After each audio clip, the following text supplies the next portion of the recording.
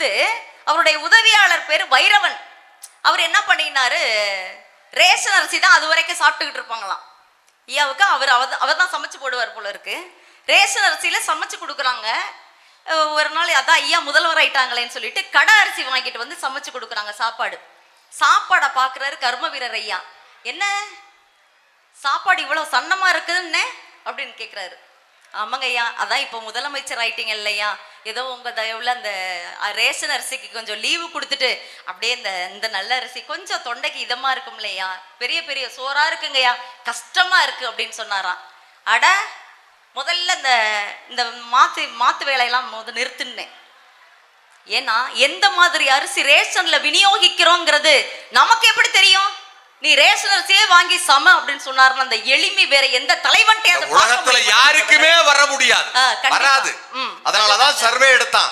உலகத்திலேயே மிகச்சிறந்த ஒரு உன்னதமான தலைவர் யாருன்னு சர்வே எடுக்கிற போது கர்ம வீரர் காமராசர் தான். எதால் தான் எலிசபெத் ராணி சொல்றா, நான் காமராசர் அவர்களுக்கு உணவு பருமாறுவதில் பெருமை அடைகிறேன் என்று ஒரு இளவரசி சொல்கிற அளவிற்கு எளிமையாக நடந்தவன் என் முப்பாட்டன் காமராசன் என்பதை உங்களுக்கு நான் பணிவன்போடு தெரிவிக்கிறேன்.